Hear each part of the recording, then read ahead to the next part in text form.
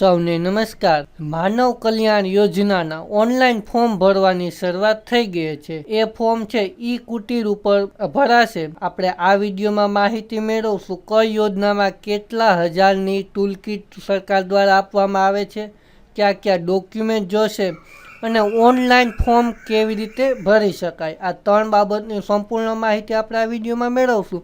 Video સંપૂર્ણ જોજો કેમ કે થોડો લાંબો થશે। આપણે વિડીયોની શરૂઆત કરીએ એ પહેલાં આપણે મારી યુટ્યુબ ચેનલ કુબાવત કિશનને સબસ્ક્રાઈબ ન કરી તો સબસ્ક્રાઈબ કરી દેજો આવા જ વધુ માહિતીસભર વિડીયો મેળવવા માટે। અને આપને ક્યાંય સમસ્યા જણાય તો આપ કોમેન્ટ કરી શકો છો, તેનો જવાબ આપવાનો પ્રયત્ન કરીશ। આ વિડીયોને લાઇક કરો, આપના મિત્રો સાથે શેર કરો। આ તેનો ઓફિશિયલ ઠરાવ છે જે કરવામાં આવ્યો હતો કે આટલા હજારની ટૂલ કીટ આપવા પાત્ર થશે।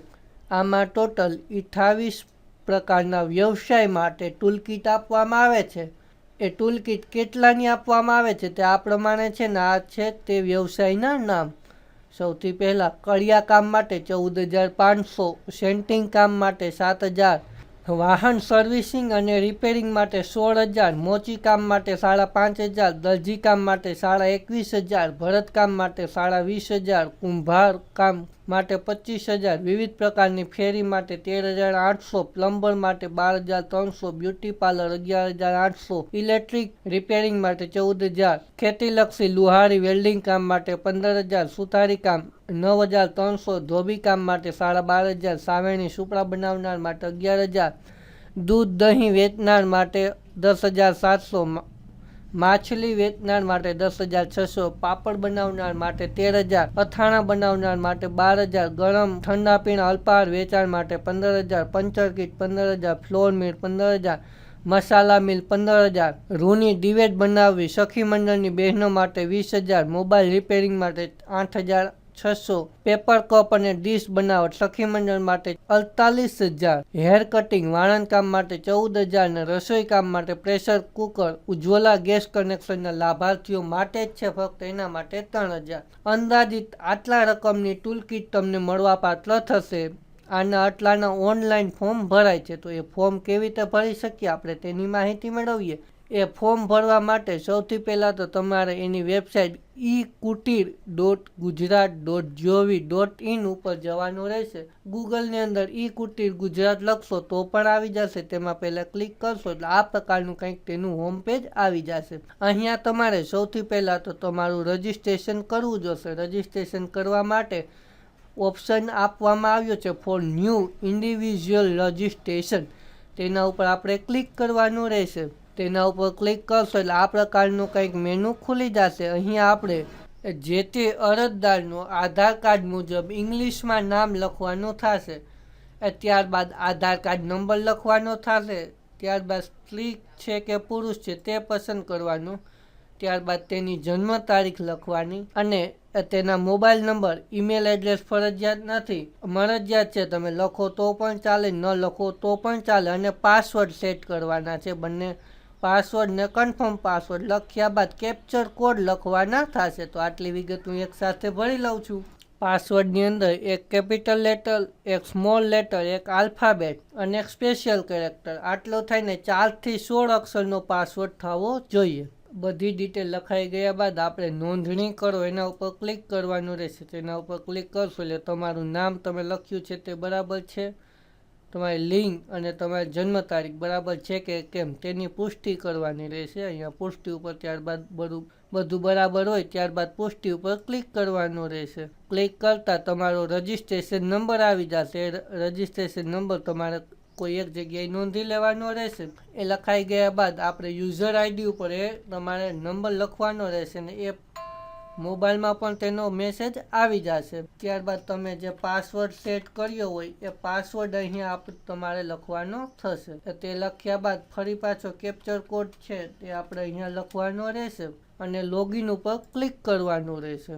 લોગિન કર્યા બાદ પ્રાથમિક માહિતી ભરવા માટે આપણે જેમ ડિજિટલ ગુજરાતમાં માહિતી ભરતા હતા તેવી જ માહિતી આમાં ફરી પાછી આપણે ભરવાની થાય છે, ફોટો ને પિતાનું નામ ને ગુજરાતીમાં નામ ને એવું બધું। તો ફરી પાછું તમને કહી દઉં છું, અહીંયા ગુજરાતીમાં નામ લખવાનું થશે, અરજદારના પિતાનું નામ અહીંયા ઇંગ્લિશમાં લખવાનું, અહીંયા ગુજરાતીમાં પાછું લખવાનું, અરજદારની જાતિ પસંદ કરવાની, ત્યાર શારીરિક વિકલાંગ છે કે કેમ, હા ના પસંદ કરવાની. ત્યારબાદ તેના ફોન નંબર વધારાના લખવા હોય તો વધારાના લખવાના. ત્યારબાદ તમારે જિલ્લાનું નામ લખવાનું થશે, તાલુકો અને ગામ, અરજદારનું સરનામું, શેરીનું નામ લખી નાખવાનું. ઇંગ્લિશમાં લખો તો વધુ સારું રહેશે અને પિનકોડ લખી નાખવાના. બધું સેમ હોય તો ઉપર મુજબ ટીક કરી નાખવાનું, એટલે ઉપર લખ્યું હોય નીચે આવી જાય. અહીંયા ફોટો અપલોડ કરી દેવાનો, 15 KB સુધીનો ફોટો અપલોડ કરવાનો થશે. તો આ વિગત પણ હું ભરી લઉં છું. બધું લખાઈ ગયા બાદ અપડેટ ઉપર આપી દેવાનું, એટલે આપણી ડિટેલ છે તે અપડેટ થઈ જાય, એટલે સક્સેસફુલીનો મેસેજ આવી જશે. ઓકે ઉપર આપી દેવાનું. માનવ કલ્યાણ યોજના, તેના ઉપર ક્લિક કરવાનું રહેશે. તેના ઉપર ક્લિક કરશો એટલે 16 વર્ષથી 60 વર્ષ સુધીના કોઈ પણ અરજદાર છે તે આ ફોર્મ ભરી શકે છે.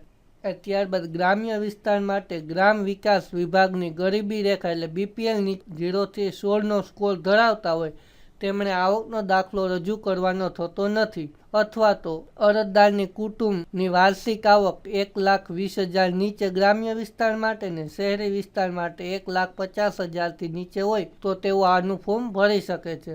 જે અગાઉ આપણે યોજના કીધી તે બધી યોજનામાં તમે ફોર્મ ભરી શકો છો. તો અહીંયા આપણે ઓકે આપી દેવાનું. ઓકે આપી દેશો એટલે જે પ્રાથમિક વિગત છે તે આવી જ જશે. અહીંયા આપણે સેવ એન્ડ નેક્સ્ટ જ આપવાનું રહેશે. તમારા રેશન કાર્ડ નંબર અહીંયા લખવાના થશે. ત્યારબાદ તમે કયા વ્યવસાય માટે અરજી કરવા માગો છો તે તમારે પસંદ કરવાનું રહેશે. હું અત્યારે તમને માહિતી આપવા માટે વિડીયો બનાવું છું, એટલે કોઈ પણ એક વસ્તુ હું પસંદ કરી લઉં છું. ત્યારબાદ તમારી શૈક્ષણિક લાયકાત, તમે કેટલું ભણ્યા છો તે પસંદ કરવાનું રહેશે. ધોરણ 10થી નીચે, ધોરણ 10 પાસ, 12 પાસ, ડિપ્લોમા, સ્નાતક, અનુસ્નાતક કે MPhil કે PhD જે તમારું હોય તે તમારે પસંદ કરવાનું. ટેકનિકલી તમે લીધું છે કે કેમ તે ઓપ્શનલ છે, લીધું હોય તો લખી નાખવાનું. તો કે ITI કરેલ છે હોય તો લખવાનું, ફરજિયાત નથી. BPLનો સ્કોર ધરાવો છો કે કેમ, શહેરી વિસ્તારમાં સુવર્ણ રોજગારી કાર્ડ ધરાવો છો કે કેમ, કુટુંબની વાર્ષિક આવક, એ બધું લખવાનું છે. કુટુંબની વાર્ષિક આવક લખવી ફરજિયાત છે. ત્યારબાદ ધંધાનું નામ, તમે શું ધંધો કરો છો તે લખવાનું રહેશે. ત્યારબાદ અરજદારનો ધંધો વારસાગત છે, હા નાનો જવાબ આપવાનું. ત્યારબાદ પાછું આપણે જે સરનામું છે તે સરનામું પાછું અહીંયા ભરવાનું થશે ને સેવ એન્ડ નેક્સ્ટ આપી દેવાનું. અહીંયા આપણે ડોક્યુમેન્ટ અપલોડ કરવાના થશે. આધાર કાર્ડની નકલ, રેશન કાર્ડની પ્રથમ પાનાની અને બીજા પાનાની પ્રમાણિત નકલ જેમાં આપના નામનો સમાવેશ થયેલ હોય. કીધું છે એટલે આગળ પાછળ સ્કેન કરીને અપલોડ કરી દેવાના. ઉંમરનો પુરાવો, આધાર કાર્ડ, પાન કાર્ડ, ચૂંટણી કાર્ડ, શાળા ચોઈન પ્રમાણપત્ર કોઈ પણ એક ચાલે, જેમાં આખી તમારી જન્મ તારીખ લખેલી હોવી જોઈએ.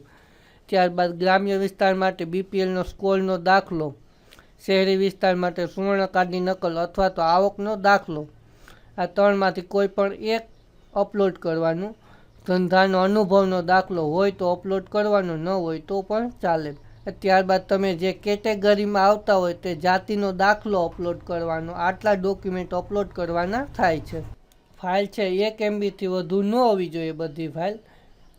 ત્યારબાદ આ બધા નિયમો છે તે તમને ખબર છે, તેને બાહેદારી બધી શરતો આપને મંજૂર છે, તેના ઉપર હું ઉપરની બધી શરતોથી સહેમત છું, તેના ઉપર ક્લિક કરવાનું રહેશે ને પાછું સેવ એન્ડ નેક્સ્ટ આપી દેવાનું. એટલે તમારું જે એપ્લિકેશન છે તે ઉપર માનવ કલ્યાણ યોજનામાં એપ્રુવ થવા માટે વહી જશે ને તમારો અરજી નંબર આવી જશે ને તમારા મોબાઈલમાં પણ મેસેજ આવી જશે. આવી રીતે તમે ઓનલાઈન અરજી પણ કરી શકો છો ને આટલા ડોક્યુમેન્ટ હશે એટલે તમારી અરજી થઈ જશે.